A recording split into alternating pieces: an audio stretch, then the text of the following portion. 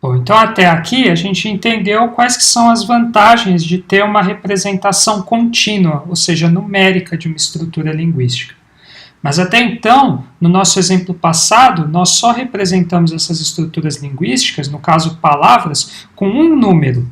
Só que para melhor descrição, uma entidade, como uma palavra, uma sentença ou um documento, eles podem ser representados com múltiplas dimensões. E representações multidimensionais contínuas são chamadas de vetores. Tá? Daí a ideia da nossa aula de representações vetoriais. Então aqui eu tenho alguns exemplos de como representar estruturas linguísticas através de vetores. Então aqui eu tenho um vetor de 4 dimensões, certo? 1, 2, 3, 4, que recebe o valor 1, 8, 4 e 4. Então aqui nesse caso, é uma maneira que nós temos de representar a palavra coralina, por exemplo. E onde a primeira dimensão, ela representa se o caractere dessa palavra é maiúsculo ou minúsculo, certo? Representa então um valor binário. 1, no caso, se for maiúsculo, e 0, se for minúsculo. No caso específico dessa palavra é maiúsculo, então valor 1. A segunda dimensão representa o número de caracteres. Então, coralina tem 8 caracteres, certo? 1, 2, 3, 4, 5, 6, 7 e 8. A terceira dimensão representa o número de consoantes, nesse caso 4. E a quarta dimensão, o número de vogais, que também é 4. Já à direita, eu tenho uma representação vetorial para uma estrutura um pouco mais complexa que uma palavra, nesse caso a expressão língua natural. E aqui eu estou representando, certo, de maneira criativa, com um vetor de 5 dimensões, onde a primeira dimensão representa o número de caracteres, então língua natural tem 14 caracteres, o segundo, o número de palavras, certo, essa expressão tem 2 palavras, a terceira dimensão representa o número de consoantes, então 7 consoantes, são quantas consoantes existem na expressão língua natural. A quarta dimensão é o número de vogais, no caso 6, e a quinta dimensão é o número de caracteres maiúsculos, nesse caso 2. Então assim é um exemplo de como nós podemos representar estruturas linguísticas de maneira contínua, mas não com um número, de maneira multidimensional. O nome dessas estruturas multidimensionais é vetor, ou representação vetorial. Um conjunto de vetores de uma mesma dimensão, eles formam um espaço vetorial. Então aqui, por exemplo, a gente tem uma imagem que mostra palavras representadas num espaço vetorial de 3 dimensões. Então a gente pode até brincar um pouco com esse espaço, entrando nesse site aqui. Vamos demonstrar. Então aqui, ó, como vocês podem ver, eu tenho um espaço vetorial de 3 dimensões com várias palavras representadas. Né? Eu posso dar zoom. Então aqui, por exemplo, revisit, né, revisado, está próximo de acidente, também está próximo de primavera. E aqui a gente pode até procurar por uma palavra. Né? Então eu vou procurar por woman, mulher. Então aqui estão as expressões que estão mais próximas a essa palavra. Né? Então no caso menina, homem, pessoa, lady, né, senhora, marido, criança.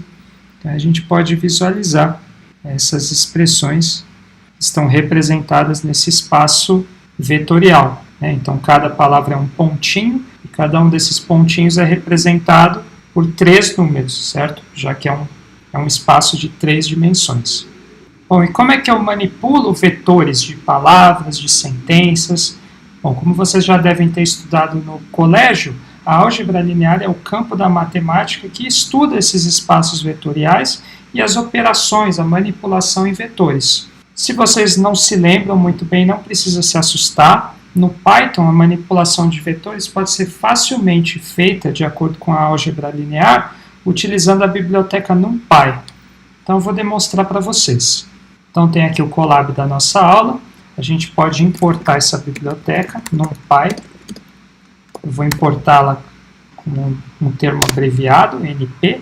Então, vetores eles podem ser instanciados pelo método array e também por métodos como zeros e ones. Tá? Então, aqui eu vou criar um primeiro vetor. Posso utilizar o método array. E eu posso passar uma lista de números para ele. Então, vamos supor que eu queira representar um vetor de 4 dimensões aqui. Certo? Ele me instancia um vetor. Posso também criar um vetor só de uns, né, chamando o método ones, e aí eu passo a dimensão do meu vetor. Então aqui, dimensão 4, ele vai me criar um vetor de 4 dimensões só com números 1. Mesma coisa eu posso fazer com zeros. Vou chamar aqui de vetor 3, vetor só de zeros. Bom, deixa eu imprimir todos esses vetores para vocês verem.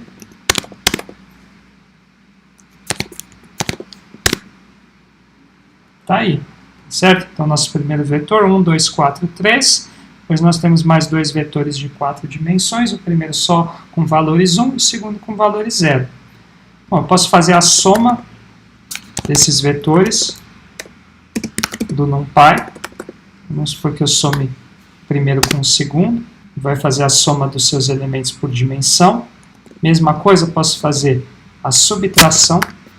Posso fazer a multiplicação de elementos, então vou multiplicar o vetor 1 pelo meu vetor 3, que é o vetor de zeros, né? Então o resultado vai ser um vetor de 0. Posso fazer a divisão, né? Então vou dividir por 1, para me voltar ao mesmo valor do vetor 1. E também posso fazer a multiplicação de matrizes, acredito que vocês lembram, né? Então aqui a gente pode fazer, por exemplo, o vetor 1 com o vetor 2. Devolve o valor, né, que é a multiplicação de matrizes, 10 nesse caso. Bom, ok. Então, nós vimos no exemplo do vídeo passado que para saber a distância de duas palavras, quando elas são representadas somente por um número, eu posso subtrair esses números e tirar o valor absoluto. Mas e quando eu tenho duas estruturas linguísticas representadas por vetores de mesma dimensão? Como é que eu posso calcular a similaridade deles? Bom, a maneira mais comum é tirar o que a gente chama de similaridade por cosseno. Normalmente, em processamento de língua natural, essa é a medida mais utilizada para medir a similaridade entre duas representações vetoriais. Então, aqui tem um exemplo bem legal do Kung Fu Panda. Aqui eu tenho o personagem principal, que é o Pooh, certo? Vamos supor que eu represente o Pooh com um vetor de duas dimensões. Então, no eixo X, ele é representado por 5, no segundo por 10, e eu tenho aqui a mestre tigresa, que é representada em x pelo valor 7,5 e em y pelo valor 2,5. E como eu sei a similaridade entre esses dois participantes representados com vetores de duas dimensões? Bom, eu posso tirar o cosseno entre eles, né, esse valor, que é dado por essa fórmula aqui, que é a multiplicação do vetor A pelo B, dividido pelo produto interno de A vezes o produto interno de B. Em Python é bem simples tirar essa medida a partir desse método cosine similarity de uma biblioteca chamada scikit-learn. Então vamos demonstrar.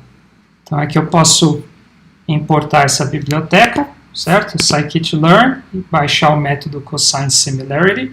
Eu posso representar o pool aqui com um array, certo? 5,10. E eu tenho também a mestre tigresa, que, como nós vimos lá no gráfico, é representada pelo valor 7,5, 2,5. Então, eu posso tirar a similaridade entre esses dois vetores, passando o vetor do pool, vetor da mestre tigresa. Lembrando que essa medida, às vezes, ela recebe uma matriz, certo? Você pode passar múltiplos vetores para ela. Aqui, no caso, como a gente só está passando um, a gente tem que envolver eles dentro de uma lista, tá? Então, aqui, ela vai me devolver a distância entre esses dois vetores, que aqui, no caso, é de 70, né? Devolve dentro de uma matriz também. Se a gente ter acesso ao número, a gente pode fazer assim. Então, está aqui. Se nós representarmos, certo, o Pooh e a mestre tigresa com esses vetores específicos, essa é a distância entre esses dois personagens. Da mesma maneira, nós poderíamos fazer com palavras, certo? Eu teria aqui o vetor de uma palavra, aqui de outra, eu só passo esses dois vetores como entrada para esse método cosine similarity, que ele me computaria a similaridade entre essas duas palavras. Tá? A única coisa que essas duas palavras precisariam ter, elas precisariam estar representadas por um vetor, e os dois vetores têm que ter a mesma dimensão.